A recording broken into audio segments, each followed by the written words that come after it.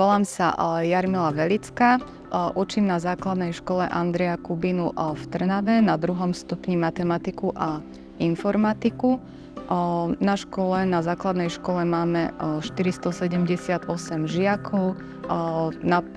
stupni 13 tried a na 2. stupni 11 tried. Môj vzťah k digitálnym technológiám je veľmi pozitívny, nielen z toho dôvodu, že učím informatiku a s týmito digitálnymi technológiami pracujem, ale aj z toho dôvodu, pretože si myslím, že nám poskytujú nespočetné možnosti, ako zlepšiť učebný proces a pomôcť žiakom v vzdelávaní.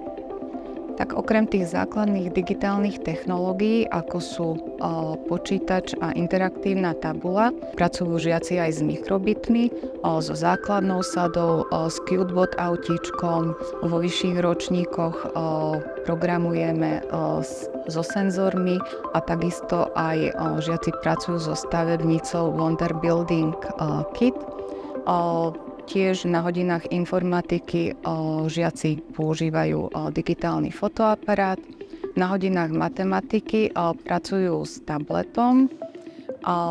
Pred 2 rokmi sa mi pre školu podarilo získať grant, z ktorého sme nakúpili digitálne bezdotykové meracie senzory Vernier na meranie teploty a pH. Potrebu využívať digitálne technológie pociťujem od začiatku mojej práce ako učiteľky, ale zvýšila sa potom, ako som pred 3 rokmi absolvovala vzdelávanie digitálnych koordinátorov. Momentálne na škole máme žiakov 2 generácií. Je to generácia Z, ktorá vyrástla do éry smartfónov a tabletov, a potom je to generácia Alfa, ktorá vyrastla do éry virtuálnej reality. Títo žiaci si už svet bez digitálnych technológií nevedia predstaviť. Myslím si, že digitálne technológie sú efektívnym nástrojom pre komunikáciu s aktérmi vzdelávania, pomáhajú pri hodnotení, sebahodnotení a pri aktívnom vzdelávaní sa žiakov. V podstate žiaci sa učia pomocou činnosti aktívne a práve tieto digitálne technológie umožňujú v prírodovedných predmetoch badateľský prístup a v spoločenskovedných predmetoch umožňujú otvorený prístup k informáciám, čím umožňujú žiakom preberať adekvátnu zodpovednosť za učenie sa. Ďalej digitálne technológie umožňujú modernizáciu v podstate učebných metód, ďalej pomáhajú pristupovať k rôznym učebným materiálom, sú to rôzne virtuálne exkurzie a podobne, videá.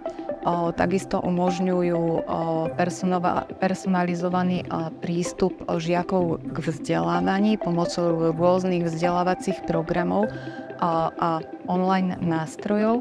No a v neposlednom rade digitálne technológie umožňujú sledovať pokrok študentov v vzdelávaní a poskytovať im okamžitú spätnú väzbu. V rámci digitálnej transformácie vzdelávania by sme chceli na školu zakúpiť potrebné pomôcky pre 3D tlač, robotiku na 1. stupeň a takisto aj pomôcky na tvorbu multimediálneho obsahu. A postupne by sme chceli doplniť v podstate digitálne technológie, či už sú to tablety, notebooky, interaktívne dotykové displeje a ďalšie pomôcky na vyučovanie. Myslím si, že digitálne technológie budú čoraz viac zasahovať do rôznych aspektov nášho každodenného života. Zároveň však nesmieme zabúdať na to, že žiakov treba učiť aj bezpečnému a zodpovednému využívaniu technológií a médií vo vzdelávaní.